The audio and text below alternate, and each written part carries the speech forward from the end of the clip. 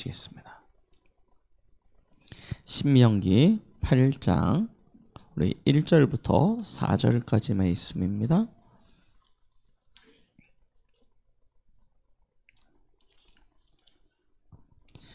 찾으셨으면 함께 합독하시겠습니다.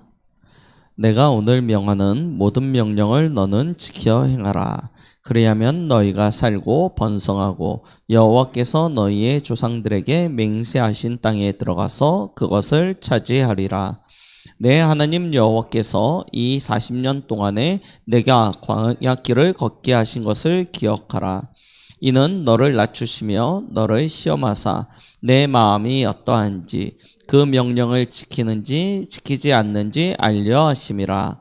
너를 낮추시며 너를 줄이게 하시며 또 너도 알지 못하며 내 조상들도 알지 못하던 만나를 내게 먹이신 것은 사람이 떡으로만 사는 것이 아니요 여호와의 입에서 나오는 모든 말씀으로 사는 줄을 내가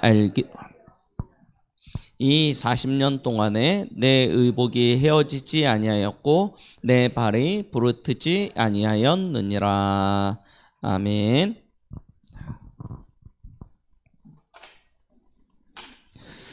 오늘 저희 함께 부활절 예배로 하나님 앞에 영광 돌리고 있습니다. 부활.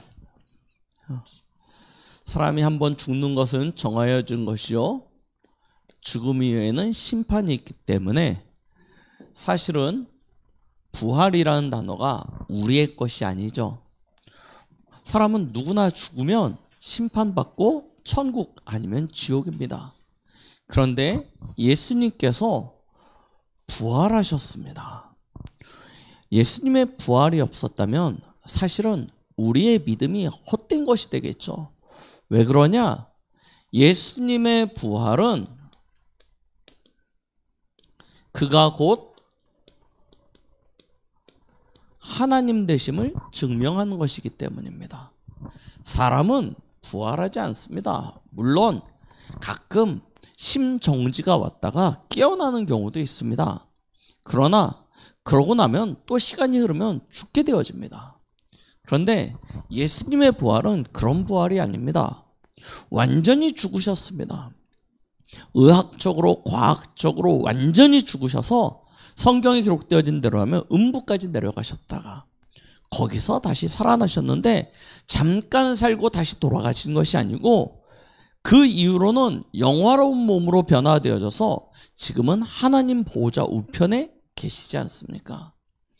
그 예수님의 부활을 통하여 우리의 구원이 완전하다는 증거를 가지게 되어지는 것입니다. 예수님의 죽으심과 부활을 통한 구원, 하나님께서 하나님의 일을 하셨다는 것을 보여주시는 것이죠. 그런데 더 감사한 것은 예수 그리스도의 부활에 우리가 연합되었다는 것입니다. 저희는 갈라디아 2장 20절을 늘 고백합니다. 내가 그리스도와 함께 십자가에 못 박혔나니 라고 이야기하죠. 나 죽었다고 늘 고백합니다. 그러면서 하는 이야기가 이제 내가 사는 것은 내가 아니요 내 안에 계신 그리스도께서 사시는 것이다 라고 고백을 하는데요. 도대체 그 고백의 증거가 무엇입니까? 어떻게 우리는 예수 그리스도와 함께 죽고 이제 내가 사는 것이 아니요 내 안에 계신 그리스도가 산다고 당당하게 이야기할 수 있습니까? 오늘 새벽에 주셨던 본문 로마서 6장 5절에 보니까 이렇게 말씀하고 계십니다. 조금 저희가 이 성경 구절은 함께 보셔야 될 필요가 있는데요. 로마서 6장 우리 3절부터 5절까지 말씀을 함께 좀 보셔야 될 것 같습니다. 로마서 6장 3절 말씀입니다. 무릇 그리스도 예수와 합하여 세례를 받은 우리는 그의 죽으심과 합하여 세례를 받은 줄을 알지 못하느냐? 그러므로 우리가 그의 죽으심과 합하여 세례를 받음으로 그와 함께 장사되었나니 이는 아버지의 영광으로 말미암아 그리스도를 죽은 자 가운데서 살리심과 같이 우리로 또한 새 생명 가운데서 행하게 하려 함이라. 만일 우리가 그의 죽으심과 같은 모양으로 연합한 자가 되었으면 또한 그의 부활과 같은 모양으로 연합한 자도 되리라 라고 말씀하시죠. 아멘. 우리가 세례를 받는 그때 그리스도와 연합하여 어떻게 됐다고요? 죽었습니다. 그와 연합되어 죽었다는 것은 또한 그와 연합되어 부활될 것에 대한 확신도 주시는 것이죠. 그렇습니다. 예수 그리스도의 부활은 예수님의 부활뿐만 아니라 곧 누구의 부활도 돼요? 나의 부활도 되는 것입니다. 우리의 영혼은 예수님을 믿는 그 즉시 구원을 받고 하나님의 자녀가 되어집니다. 그래서 영생의 축복을 누리죠. 그래서 예수님이 재림하기 전에 죽는 이들도 죽는다고 하지 않고 잠든다라고 이야기하면서 육신은 흙으로 돌아가지만 영혼은 하나님의 나라에 가서 영생을 누리게 되어집니다. 그러다가 나중에 예수님이 재림하실 때 되면 먼저 부름받았던 이들이 예수님과 함께 와서 이 땅에서 다시 부활의 축복을 통해서 육신도 함께 살아나게 되어지죠. 그 영화로운 몸으로 거듭나서 그때부터는 예수님과 함께 영생을 영원한 하나님의 나라에서 누리게 되어지는 것을 성경은 말씀하고 계시는 것입니다. 예수 그리스도의 부활, 우리는 그래서 그와 연합되어져 함께 부활의 축복을 누리게 되는 것입니다. 그래서 슬퍼하지 말라고 이야기하십니다. 죽음을 가지고 슬퍼하지 말래요. 불신자의 죽음은 영원한 멸망이지만 신자의 죽음은 다시 만날 것에 대한 약속입니다. 왜요? 예수 그리스도께서 그것을 우리에게 보여주셨기 때문에 우리도 그 믿음을 가지고 우리의 구원과 우리의 영생을 확인할 수 있게 되는 것이죠. 그래서 이야기하는 것입니다. 고린도 후서 5장 17절. 이제 그리스도와 연합되어 새로운 몸, 새 생명을 얻은 우리는 나를 위하여 사는 것이 아니라 고린도후서 5장 15절 나를 위하여 십자가에 죽으신 그리스도를 위하여 사는 인생으로 이제 거듭났다는 것입니다. 부활에는요 많은 의미가 담겨져 있습니다. 아직도 부활절 하면 계란, 병아리 이런 생각에 머물러 있는 경우들도 참 많은데요. 그것이 아닙니다. 완전한 구원에 대한 첫 번째 증거요. 두 번째, 우리의 부활, 그리스도와 연합되어진 우리의 부활을 통한 영생의 축복이요. 그리고 우리의 삶의 모든 방향이 이 부활과 함께 다 우리에게 제시되어지는 것이죠. 그래서 이와 같은 부활의 축복을 가진 저와 여러분들은 이제 오늘 본문의 말씀처럼요. 여호와의 말씀으로 사는 인생이 되어진 것을 믿으시기 바랍니다. 그렇죠? 오늘 신명기 8장 3절 말씀에 이렇게 이야기하고 계십니다. 너를 낮추시며 너를 줄이게 하시며 또 너도 알지 못하며 내 조상들도 알지 못하던 만나를 내게 먹이신 것은 사람이 떡으로만 사는 것이 아니요 여호와의 입에서 나오는 모든 말씀으로 사는 줄을 내가 알게 하려 하심이니라. 이 말씀이 제일 이렇게 우리에게 딱 박힌 성경 구절이 마태복음 4장. 예수님이 광야에서 사단에게 시험을 받으실 때, 마귀에게 시험을 받으실 때 마귀가 이 돌덩이로 떡덩이가 되게 해서 먹어라 라고 얘기했을 때 예수님이 이 신명기 8장 3절 말씀을 인용하여서 마귀를 물리치시죠. 사람은 떡으로 사는 것이 아닙니다. 여호와의 입에서 나오는 모든 말씀으로 사는 것임을 믿으시기 바랍니다. 그렇죠? 그래야 우리의 모든 길이요 안전하게 되어진다니까요. 여러분, 이번 주에 그 미국 볼티모어에서 큰 배가 다리를 부딪혀가지고 다리가 무너지는 사건 보셨죠? 큰 컨테이너선입니다. 그 큰 배가 바다를 항해하고 있었을 때는 굉장히 유용한 도구가 되어집니다. 많은 사람들을 이롭게 하고 많은 세계 경제에 도움이 되어지죠. 그런데 그 큰 배가 동력을 잃어버렸어요. 방향을 잃어버렸어요. 그럼 똑같이 바다에 떠 있는데 그건 항해하는 게 아니에요. 뭐 하는 거죠? 표류하는 것입니다. 그러면 어떻게 되어집니까? 결국 재앙이 됩니다. 그죠? 재앙이 되는 것 아닙니까? 우리 인생도 그렇습니다. 많은 분들이 그냥 내가 높이 올라서고 많은 것을 가지고 크게 되어지고 그러면 내 인생이 안전할 것이다. 내 인생이 든든하게 될 것이다 라고 생각합니다. 그런데 영혼의 힘이 없으면 인생의 올바른 방향과 길을 알지 못하면 그거는 사는 게 아니에요. 뭐 하는 거예요? 표류하는 것입니다. 방황하는 것입니다. 그럼 그 끝에 뭐가 있어요? 반드시 재앙이 임하게 되어지는 것입니다. 그래서 저희는 정확한 힘과 올바른 방향을 가지고 와야 되는데 그 힘, 그 방향이 어디서 나오냐? 하나님의 말씀에서요. 그래서 먹는 것보다 더 중요한 게 무엇이냐면 우리의 영적인 양식, 하나님의 말씀이 내게 있냐 없냐, 이게요 훨씬 더 중요한 것입니다. 많은 사람들이 하나님의 말씀 없는, 말 그대로 육체의 소망을 가지고 살아가고 있습니다. 이스라엘 백성이 그랬습니다. 그들은요 오직 육신밖에 없었습니다. 그러니까요 홍해 앞에서 뭐라고 이야기합니까?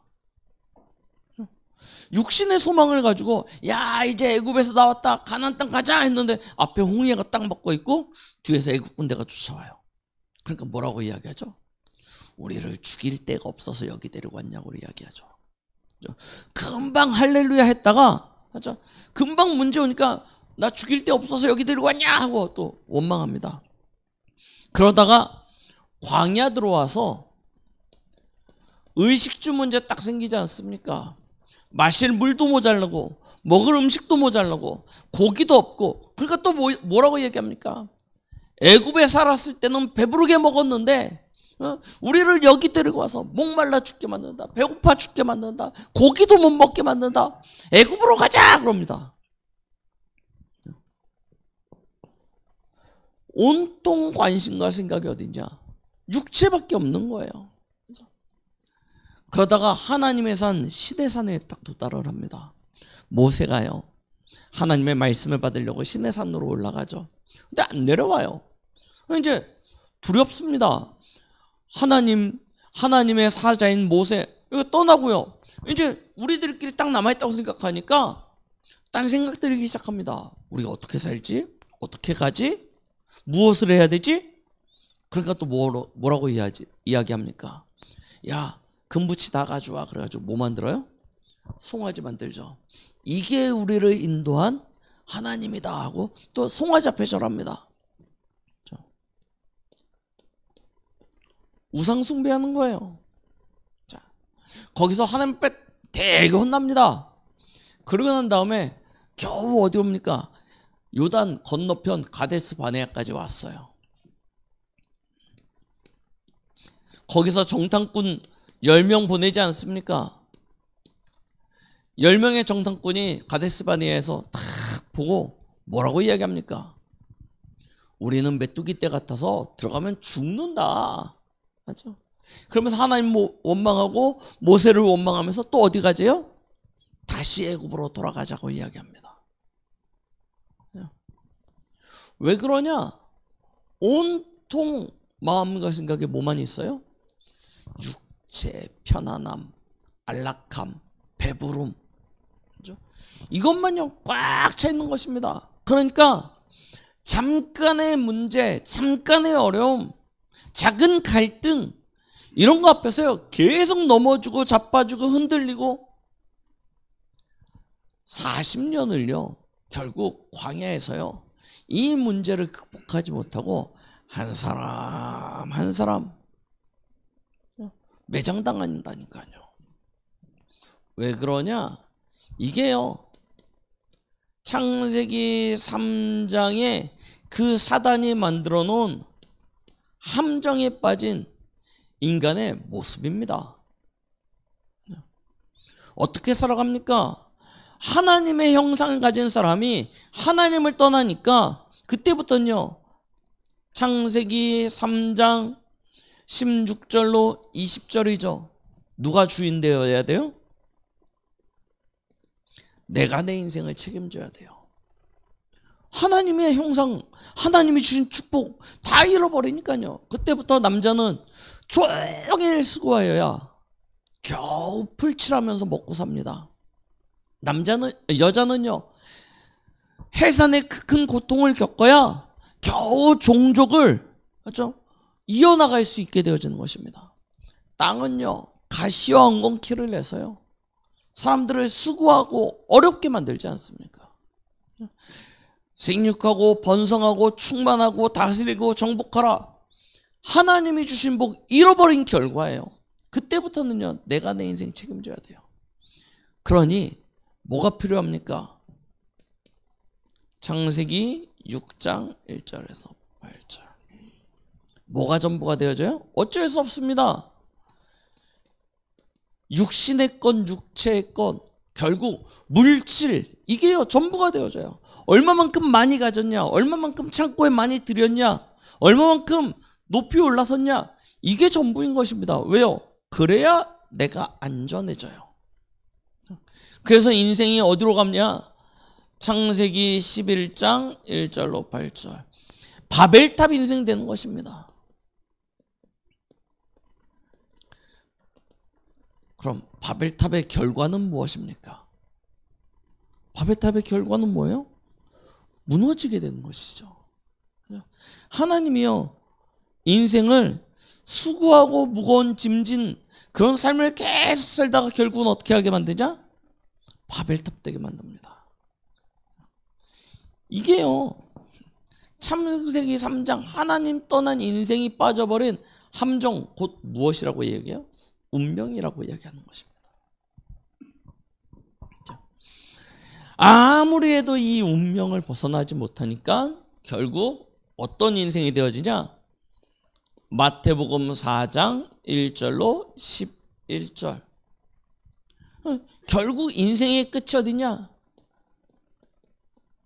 마귀를 경배하게 되는 것입니다. 나는 마귀에 안 섬겨요. 그렇게 생각하실 수 있죠. 그런데요 요한복음 8장 44절 너희 아비 마귀입니다. 하나님 떠난 인생은 영적으로 마귀에게 속하였습니다. 그의 나라는 사단의 나라 지옥 배경을 가지고 살아가게 되어져 있습니다. 그의 모든 인생은 결국 누구를 기쁘게 하냐? 사단을 기쁘게 하는 인생으로 인생이 그렇게 연결되어진다니까요. 사단이 뭐라고 이야기합니까? 예수님에게 찾아와서 시험을 할 때요. 사단의 최종 목적은 여기에 있습니다. 내게 경배하라. 그럼 내가 다 너에게 주겠다. 이게 사단의 최종 목적이네. 경배 대상을 하나님에게서 자기에게로 딱 바꿔버려서 자기 앞에 무릎 꿇게 만드는 것입니다. 지금 세상 사람들이요 완전히 이렇게 살아가고 있다니까요. 거짓말 같으시면 저기 대학로 있잖아요. 이런데 젊은이들 거리 찾아가 보세요. 아 요즘 같은 시대에 누가 미신을 누가 귀신을 나가보세요. 밤에요 나가보시면요 온통 길거리에 뭐 있냐? 타로 뭐 사주팔자 이런 조그만한 포장마차 같이 생긴 그런 데서요 젊은 애들이 전부 다 보고 있냐? 사주 보고 타로 좀 치고 그러고 있다니까요. 지금 시대가요 뭐 과학이니 뭐 우주 시대니 하지만 사실은요 영적 시대입니다. 사람들이요, 영적인 답이 없으니까요, 온통 육신에 잡혀 있는데 육신으로 살아가는 것 같지만 사실은 누구에게 잡히는 거냐? 사단에게요. 잡힌 인생을 살아가고 있는 거예요. 이 틀을 이스라엘 백성이 벗어버리지 못하니까요, 오늘 신명기 8장 1절부터 4절에 하나님이 이스라엘 백성을 광야로 몰아넣으신 것을 말씀하고 계시죠. 왜 광야 40년이냐? 이거 바꾸는 거예요. 우리의 인생의 소망, 우리의 인생의 관점, 초점, 기준, 이게 바뀌지 않으면 계속해서 실패할 수밖에 없거든요. 이거 바꾸는 작업이 광야 40년입니다.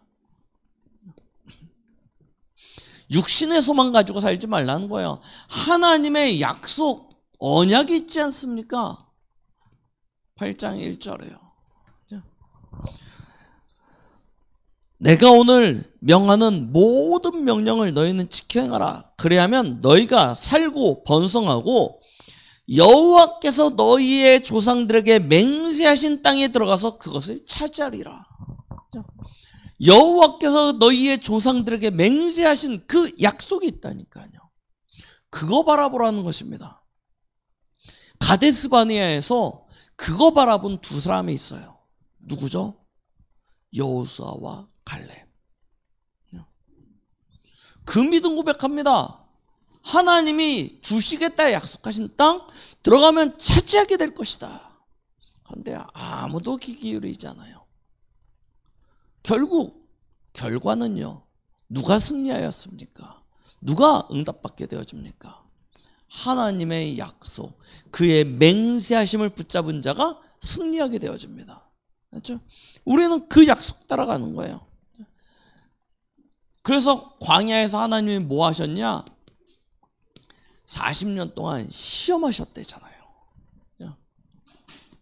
8장 2절에요. 내 하나님 여호와께서 이 40년 동안에 내게 광야길을 걷게 하신 것을 기억하라.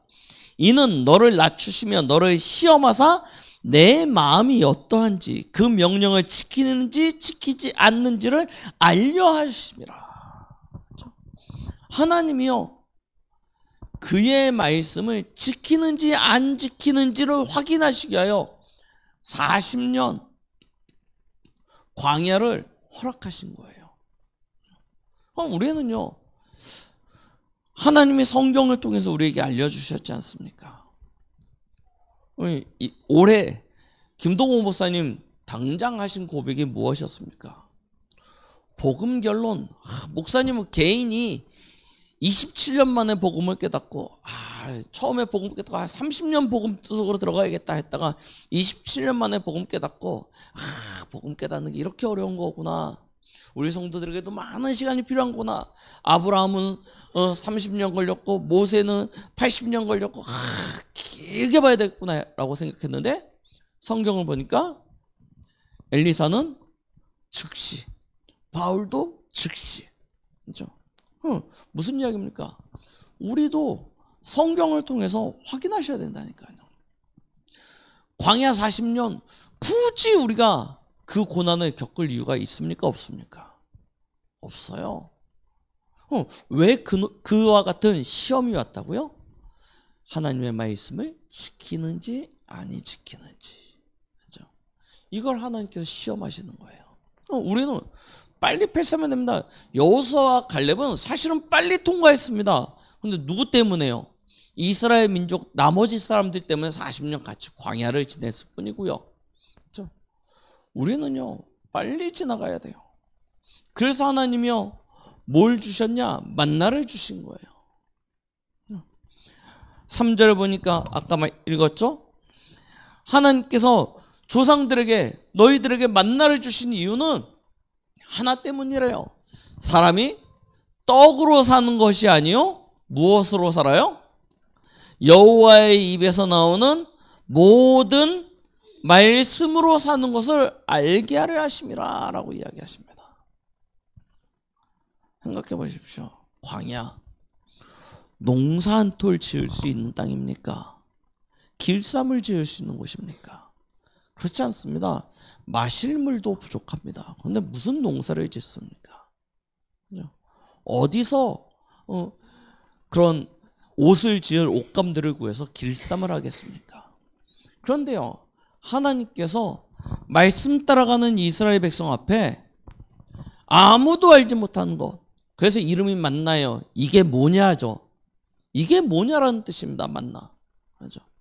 이 아무도 알지 못하는 걸 하나님께서 주시는 거예요. 그걸 먹게 하십니다. 언제요? 말씀 따라갈 때요. 그래서 이야기하시잖아요. 4절에 이 40년 동안에 내 의복이 헤어지지 아니하였고, 이해되십니까? 제 이번 주 어제 그제 금요일 날인가요? 제 옷장에서 옷을 이렇게 쫙 꺼냈습니다. 안 입는 옷들을 꺼냈더니 이만큼 나오더라고요. 뭐 결혼식 때 샀던 예복 뭐 이런 거 있잖아요. 쫙 꺼냈더니 이만큼 나오더라고요. 다 갖다 때때로 한 번씩 갖다 버리지 않습니까? 뭐 자주 입는 옷들은 헤어져서 버리고, 안 입는 옷들은 이제 살쪄서 안 맞아서 버리고, 이게 다 버리지 않습니까? 가만히 있지 않는다니까요. 시간이 지나가면요, 안 입어도 어떻게 돼요? 색이 바라고 변해서요, 버리게 되어집니다. 그런데 하나님이 어떻게 하셨어요? 40년입니다. 40년 동안에 의복이 헤어지지 아니하였고 내 발이 부르트지 아니하였다라고 말씀하고 계십니다. 그렇죠? 단순히 먹고 마시는 문제가 아니고요, 삶의 모든 부분에 말씀 따라가는 이는 하나님께서 책임져 주신다는 거예요. 그렇죠? 그래서 우리에게 말씀 따라가는 인생 되라고 이야기하고 계시는 것입니다. 보세요. 성경은요, 누가 승리하였습니까? 말씀 따라가는 사람들이 승리하였습니다.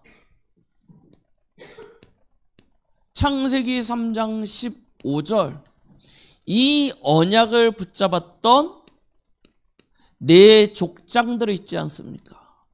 누구였죠? 아브라함, 이삭, 야곱, 요셉. 승리합니다. 그렇죠? 얼마만큼 승리하냐면 아브라함으로부터 시작되어졌는데 요셉의 대를 지나서 결국 어떤 응답을 받게 되어지냐? 애굽에서 60만, 남자만 60만 명이 되죠. 민족을 이룰 만큼 하나님께서 응답해 주세요.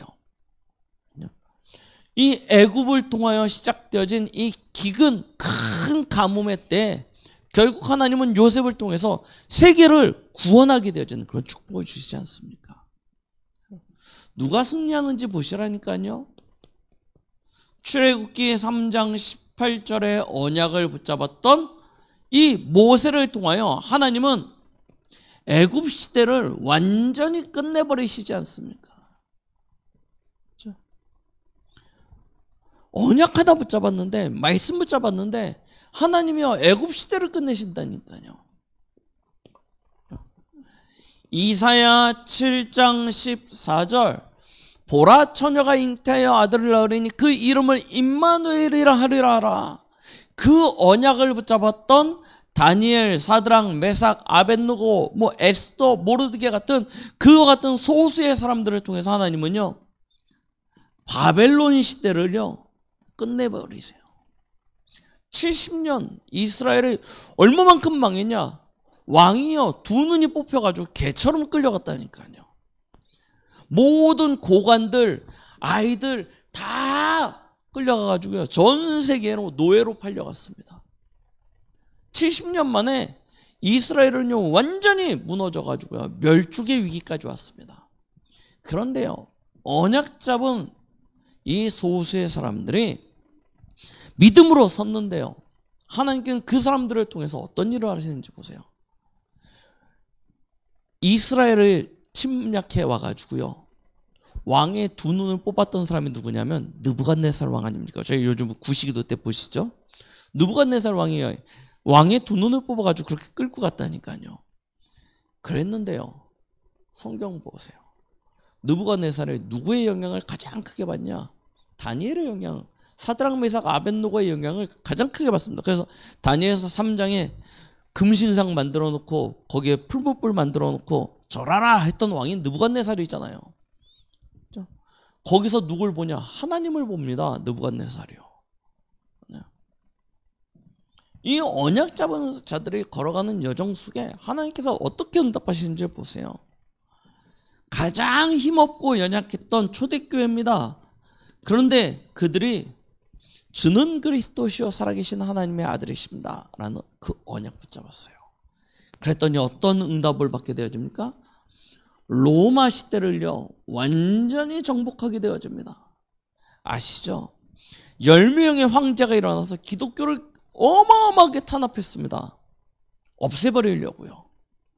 그런데요 그 10명의 황제의 탄압이 끝나는 그 순간 되니까요 어떤 상황이 되어집니까? 역전되어집니다. 황제가, 로마의 황제가 아무리 사방을 둘러봐도 기독교인들밖에 없어요. 내가 더 이상 기독교를 박해했다간 내 목숨이 위협되어질 만큼 그런 상황이 되어진 것입니다. 그래서 콘스탄틴 대제가 어떻게 해야죠? 로마의 기독교를 국교로 선포하게 되어지지 않습니까? 그렇죠? 이런 응답들이 온다니까요. 진짜 말씀 붙잡고 언약 붙잡으면요 하나님께서요 승리하게 하십니다. 그럼 저희는 어떻습니까? 어떤 말씀, 어떤 언약을 가지고 계십니까? 여러분들은 어떤 언약을 붙잡고 올 한 해를 인도받고 계십니까? 여러분들의 마음속에 진짜 어떤 말씀이 목과 같이 박혀져 있습니까? 내 안에 하나님의 말씀이 잘 박힌 목과 같이 박혀지면요 우리의 인생은요 하나님의 영광이 걸리는 그런 인생이 되어집니다.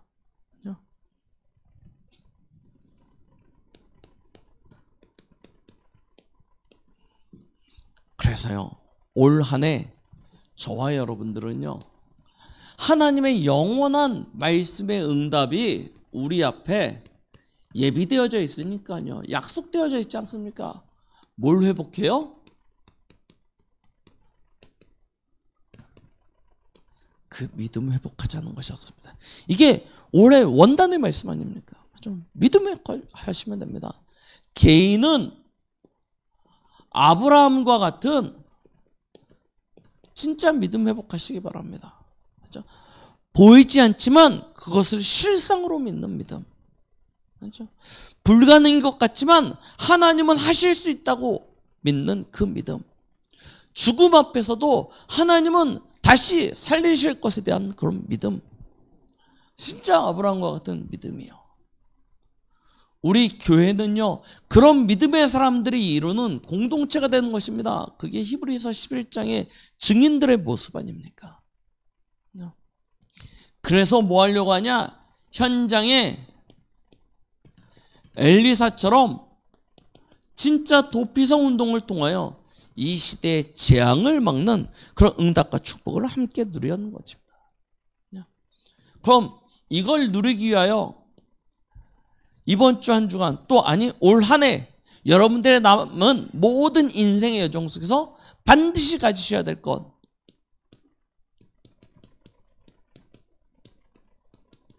말씀의 흐름은 절대 놓치지 마세요.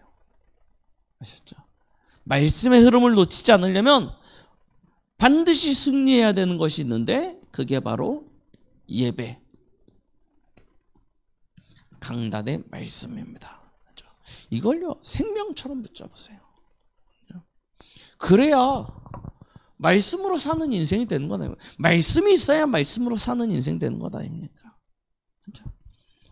이 축복 누리는 거예요. 그래서 말씀이 여러분들의 인생에 빛이 되어지고요 그 말씀이 여러분들의 가는 그 길이 되어질 수 있을 만큼요 말씀을 다 붙잡으세요.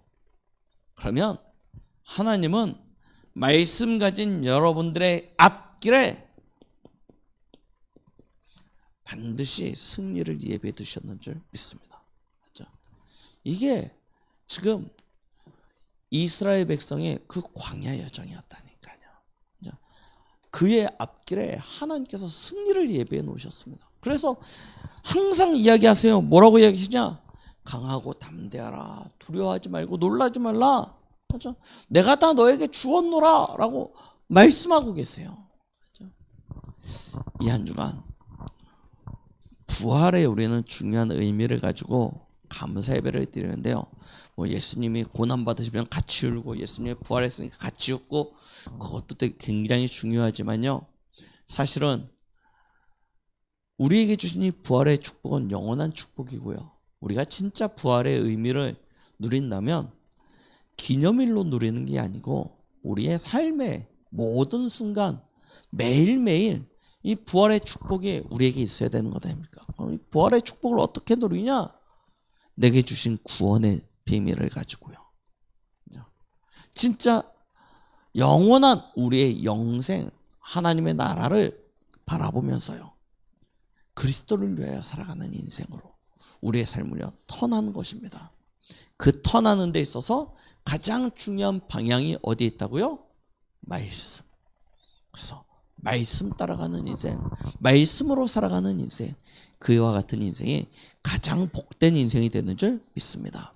한 주간 하나님의 말씀 앞에 무릎 꿇고 그 말씀 앞에 순종할 수 있는 우리 모든 성도들 되셔서 한 주간 여러분들의 그 여정이 승리하는 응답의 여정 되시길 예수 그리스도의 이름으로 축복드리겠습니다. 하나님 아버지 감사드립니다. 오늘도 우리에게 귀한 말씀 주심을 감사드립니다. 주신 말씀을 마음에 담고 이제 우리의 현장에서 말씀 따라가는 인생 되어지길 간절히 소망합니다. 우리의 육체를 따르는 우리 옛사람의 옷을 완전히 벗어버리게 하여 주시옵시고 의와 진리와 거룩함으로 새 옷을 입어 이제 말씀 앞에 순종하고 말씀의 그 역사를 믿는 믿음으로 말미암아 범사에 행할 수 있는 우리 모든 성도들 되도록 축복하여 주시옵소서. 예수 그리스도의 이름으로 기도드렸습니다. 아멘.